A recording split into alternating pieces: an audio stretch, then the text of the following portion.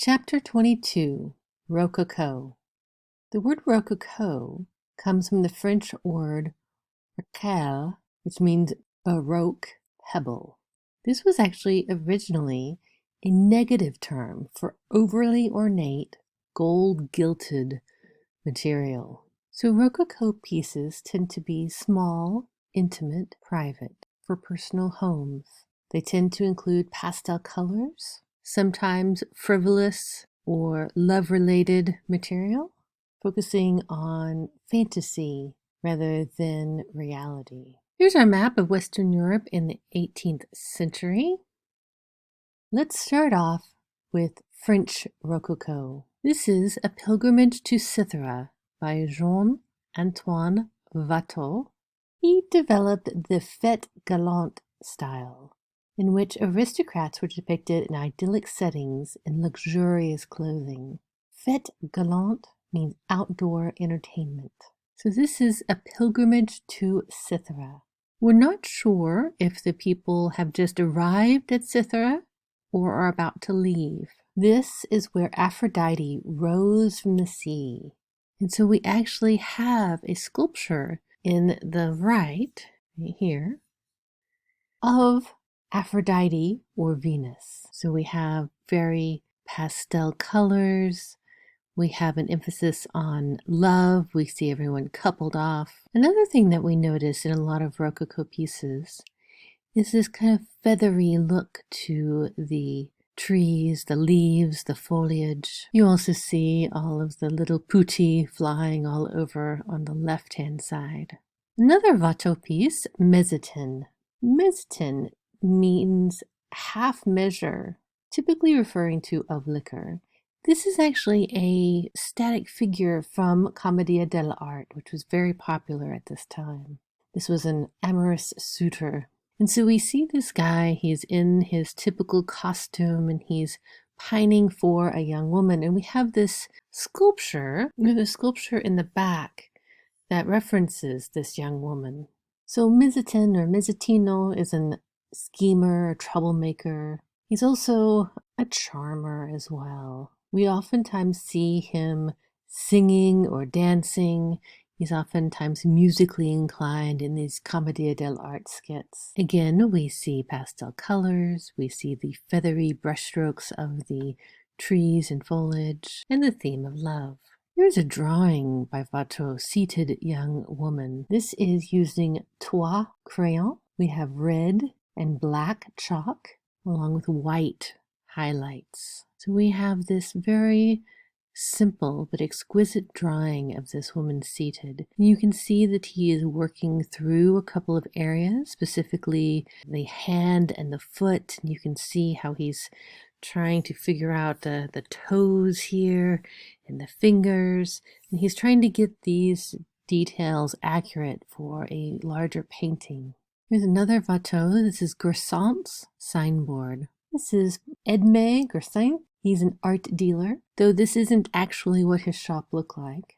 This painting took Watteau only 8 mornings to paint, and this is actually his last painting before he died from tuberculosis at the age of 37. Originally, this was a larger piece. It had an art piece at the top that has since been removed. The paintings you see in the background are all made up. They're not based on real paintings. But we do have a portrait of King Louis XIV here coming out of the crate. Francois Boucher, Portrait of Madame de Pompadour. Boucher was court painter to Madame de Pompadour, and she was Louis XV's mistress. She became royal mistress in 1746, and that ended in 1750. But at that point in time, she was about 35 years old. She ended up becoming lady-in-waiting to the queen. This was a very important role. This painting was painted by Boucher for Madame de Pompadour. It is life-sized. And there's several things that he's done to identify who she is as a person. First of all, he has several books. You will notice that there is a bookcase in the background. She's reading a book. There's papers around. He is showing her as an intellectual person. She also identified with the goddess Venus. So we see that there is a Cupid there leaning against the clock. Cupid, of course, is associated with Venus. There's also roses all over her dress and at her feet.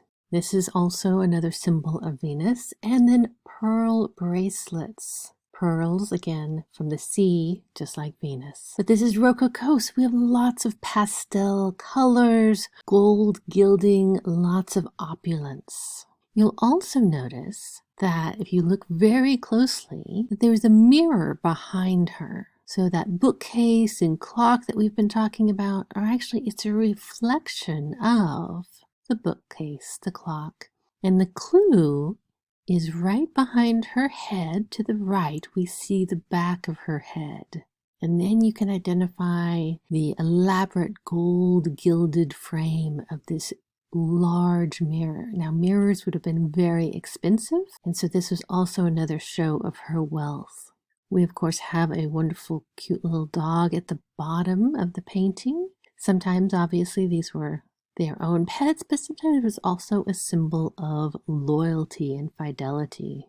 Here is a painting Boucher did of Venus, so we can kind of compare. Obviously, this is a goddess, so she is nude, and we've got the little putti, or the little cupids surrounding her. We've got the pearls that we can see there. Jean-Honoré Fragonard, The Swing. This is probably one of the top Rococo paintings, from the visual nature of it to the story it's telling. Visually, it is Rococo because we have these wonderful pastel colors, and you notice that all of the foliage is very kind of fuzzy and almost lace-like as the tree is being covered. But it is also Rococo in its subject matter. So we have all of the emphasis, all of the attention there on the young lady there in the swing, in the pink. But then if you look very closely, she is throwing her shoe off purposely towards her lover that is in the bushes in front of her. But if you all look very closely behind her, there is a gentleman pushing her there. So the idea is that there, and by the way, you can kind of see that he might have a collar on, so I believe that is supposed to be a bishop that is pushing her. So we have this religious man that's pushing her on the swing, and she is flirting with her lover there in the bushes. And all of that is being reinforced by the little angel there on the far left side of the painting, who has his finger up to his mouth in a shush. Fragonard was one of Boucher's students, and you can see similarities. Now, not everything during this time is that typical over-the-top Rococo fantasy, love, gold gilt, etc. We also still have these paintings dealing with everyday people, everyday things. These are, again, the genre paintings. So this is Jean-Simeon Chardin. This is Soap Bubbles. And Chardin was known for these genre paintings. He started out as a tapissier, and they installed paintings at the French Academy. It's like a modern day museum preparator. Remember, a lot of the genre paintings are kind of moral lessons. In this case, we have an older boy teaching a younger boy how to blow bubbles. There's another Chardin. This is back from the market. So again, it's a very everyday kind of piece. There's the Parisian bourgeois upper middle class house, wealthy enough to have maids and to go out and get the shopping like you see here. But we have something going on. So she's obviously just come back. She has heavy bundles and she's putting them down, and she's stopping and she's listening, and you see through the open doorway that there is a maid opening it for possibly a man, and she's trying to listen to what's going on, what's the gossip there. And this is during the Rococo period, so we have lots of pastel colors. This is again Chardin, and this is the brioche, or the dessert. Still lifes are a way for artists to showcase their artistic skills, so oftentimes you will see multiple mediums like you see here. So we have a porcelain, we have glass, we have food, we have leaves, we have all these different materials. And we can even see some reflection in the glass bottle there. Ch22 Leotard. This is Still Life tea set. And this is showing a thing called chinoiserie. It is a French word for Chinese. And so this is something that was very popular during this time because Chinese goods had come into Europe. They became very popular, but they were very expensive and hard to get. So we have European manufacturers trying to mimic the Chinese style, and that is what we see. Tea, by the way, came to Europe in 1610 from the Dutch East India Company. Now, this is a great example of what Rococo looks like in interior design and architecture. This is the room at the Hotel de Varengeville by Nicolas Pinot. Pinot had actually worked for 14 years with other Frenchmen in St. Petersburg in Russia before returning to Paris. This is white walls encrusted in gilded stucco ornamentation of scrolls, birds, wings, foliage. We have these elaborately carved furniture embellished with gilt bronze. We have the paintings integrated into the decorative scheme. There were Boucher paintings over the doors in this room. So you can see gold gilt everywhere, attached to every surface. This is Claude Michel Clodion, Nymph Satyr Carousing. Now Clodion was influenced by the paintings of Boucher and Fragonard, and he basically transformed those paintings into these three-dimensional statues. He ended up winning the Rome Prize, a very prestigious prize at the time. These statues, though, tend to be on a smaller scale, so these are not life-size or over life-size. These are going to be small sculptures that can be in someone's home. We are going to be talking about, again, more of the genre, more of the focusing on middle classes, things like that, on some of these other paintings. This is William Hogarth, The Orgy. This is scene 3 from the Rake's Progress. William Hogarth began as an engraver, then became a painter, and he was very big with social and political satire. Again, middle class values versus the upper class. And he created a new style called serial paintings. He would create these stage-like settings for his characters as they played out these dramatic scenes. Tended to have moral undertones, just like genre paintings. This is from a series he did from Rake's Progress, a very popular book at the time. Tom Rakewell, the main character, had received his inheritance and is overindulging in wine and women. As you can see here, he is the gentleman on the far right who is seeming to be pretty inebriated. Now, we know from the story that later on he ends up having a marriage of convenience. He's arrested for debt and gambling, ends up going to debtor's prison, and ends up actually dying in Bedlam, which is London's insane asylum. So ultimately, all of this leads him down the wrong path. But we can see in the very background, there's a woman with a candle that's holding it up to a world map. So the idea is that he is lighting his world on fire. You can see the chaos of everyone. So they've knocked down things. Things are broken. The one young woman in the left-hand side, she's either in a state of undress, either getting undressed or just putting her clothes back on.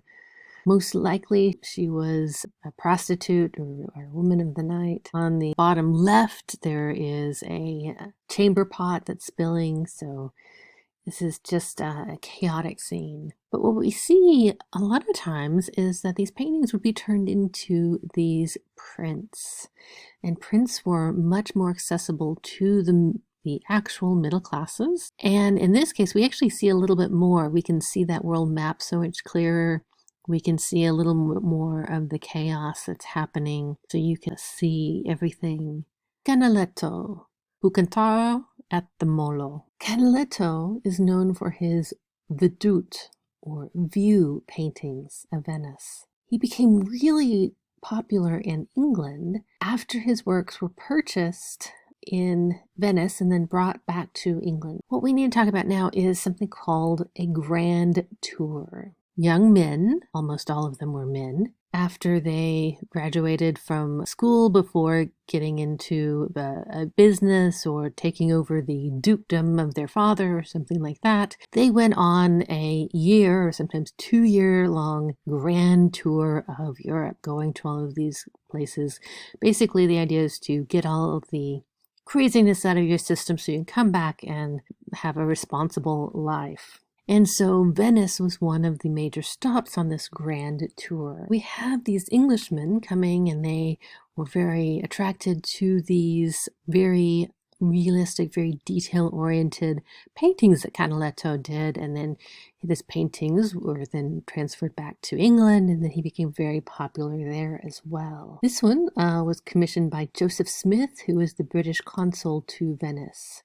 So in this one, we have the Doge. Remember, he is the ruler of Venice there, returning on his barge to Piazza San Marco from Lido, that's the city's island beach, on Ascension Day after celebrating the marriage of the sea. So they've had this very ceremonial day, and he is returning back. We know this is the Doge's palace in the background because there's a statue representing a justice. We have the columns on the piazza. One is with the winged lion, that is the symbol of St. Mark, Venice's patron saint. The second one is St. Theodore, whose relics are in the city.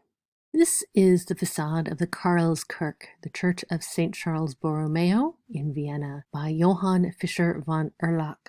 He is Austrian. He designed the facade of this church, borrows from Baroque and Roman ideas. And the reason this church was built because the latest wave of the plague had just ended in 1713, and this was in thanks to this. St. Charles Borromeo, he is a counter-Reformation saint. We have Catholicism, again we have the Protestant Reformation, and then we have the counter-Reformation. This is whenever we have some major innovations and reform happening in the Catholic Church, and we have a lot of saints coming out of this time. We have these two huge columns, like the column of Trajan, if you remember that. They're decorated with the scenes from the life of St. Charles Borromeo. They also symbolize the Pillars of Hercules from the Straits of Gibraltar, a reference to Charles VI's claim to the throne of Spain. Who was St. Charles Borromeo? He was a cardinal, archbishop of the Catholic Archdiocese of Milan from 1564 to 1584. He was a leading figure during the Counter-Reformation and was responsible for significant reforms in the Catholic Church, including founding of seminaries and education of priests. We also notice that we've got that classical temple front. We've got the pediment, we've got the columns. That's kind of also stuck on here as well. So we have this combination of a lot of things. We also have that undulating line from the Baroque. So we're combining a lot of different styles into this one facade. We also have that oval. Remember, that's a very Baroque idea. Giovanni Battista Tiepolo. This is a detail of a ceiling fresco. This is an Italian artist, Tiepolo, and he is working actually throughout Germany and Spain on creating these frescoes. This is another by Giovanni Battista Tiepolo. This is the marriage of Frederick Barbarossa. We have a very illusionistic painting here. This is added to by the three-dimensional fabric. So it looks like there is this curtain that's being held up by those stucco putti that they're in mid-flight holding up this curtain so we can see. So originally there was a window in this church, this place. They wanted to break it up and cover it up, and so they ended up having him paint this wonderful painting of the marriage of Frederick Barbarossa. The actual event took place in the 12th century, but the setting is very contemporary.